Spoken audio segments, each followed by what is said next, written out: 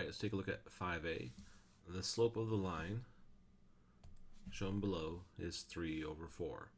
Probably one of the most important topics on the high school exam is this idea of slope. So we know that slope is rise over run. And it tells us that the slope of this line is 3 over 4. And so as you look at this picture, you have 8 and you have an unknown, which they said d, and they want to know what is the value of d. So what you want to look at is, what you need to decide is the 8 the rise or the run? So is the 8 going up or down or left or right?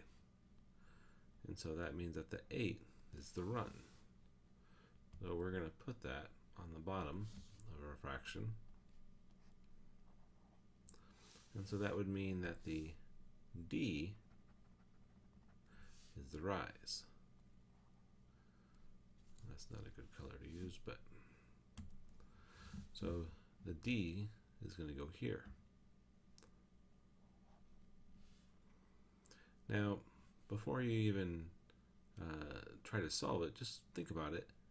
If we have a fraction that has an 8 and it turns into a 4, what would I divide 8 by to get 4? Well, we would divide by 2. So 8 divided by 2 is 4. So what would I divide the top by? Or what number divided by 2 would give us 3? And so what's nice is you have 4 answers to choose from. If I divide each of these by 2, which one is going to equal 3?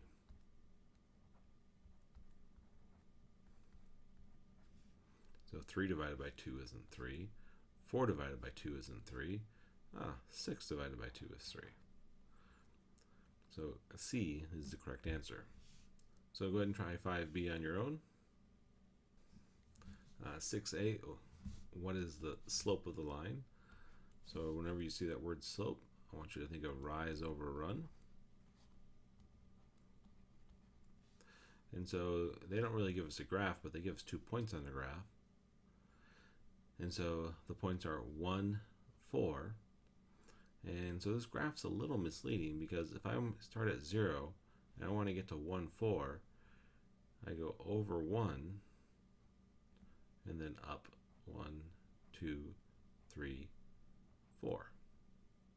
And then this now over here is 5, so it's 1, 2, 3, 4, 5, and then up 7. 1, 2, 3, 4, 5, 6, 7. So if we're going to find our rise, the rise is going to be this part.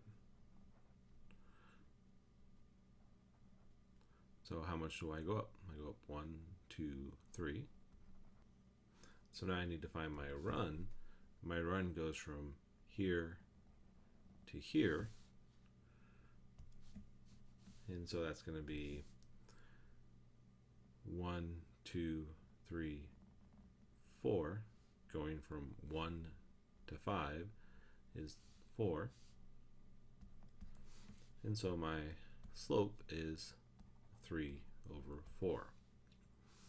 Now, as you look at the possible answers, we have 2 negatives, and this line is definitely going up, so we know it's not going to be one of those answers. But we already found the slope to be C, 3 over 4. Try 6B on your own. Alright, 7A, Mario drives 1,500 miles every month. Which line plot correctly represents Mario's total miles driven over a period of 6 months? So if we think about this, for 1 month,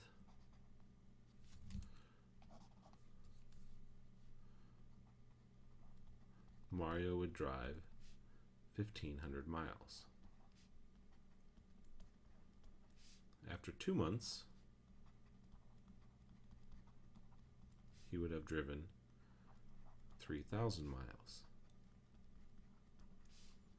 3 months,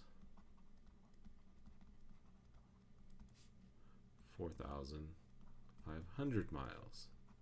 So we're just adding 1,500 after every month. So you can see in the graph, we have the month down here on each graph. So after 1, you go to 1, you go up where the line is on each graph.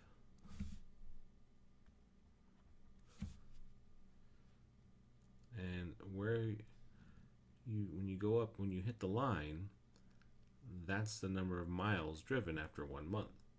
So if we look at the first one, 1 month, go across, it's in the middle of 1,000, 2,000, so that's 1,500. So A looks pretty good.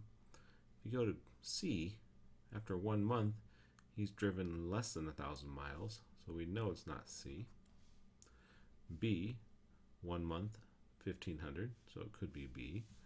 And D, 1 month, 9,000, so we know it's not D. So we're down to 50-50. Now we look at the 2 months. 2 months should be 3,000 miles. 2 months, 3,000. 2 months, 1,500.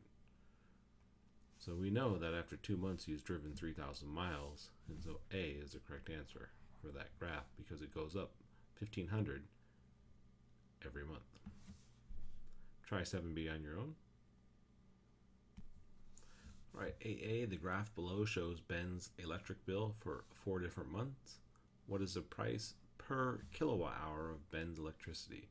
So we want to know the price per kilowatt hour of Ben's electricity. So what we can do here is we can find how much the price is increasing from month to month, and that will tell us the price per kilowatt hour. And so we want to know how much we increase and how much kilowatt hours increases. So this will tell us the cost, this will tell us the kilowatt hours. So from here to here, we start at 30 and we go to about 45. So that's an increase of $15. And so here we're at 200, 300, and so that is an increase of 100. And so we're basically finding the slope, the rise over the run. And so it's going to be $15 over 100. And so if you notice over here, we have our answers in 15 cents, 30 cents, $1.50, $6.67. And so right now I have 100 kilowatts. I want to know price per 1 kilowatt. So I just need to divide the top and bottom by 100. So 100 divided by 100 is just going to give me 1. 15 divided by 100 is going to give me 15, 0.15. So 15 over 100 is the same thing as 0.15. So the correct answer is A. Try 8B on your own.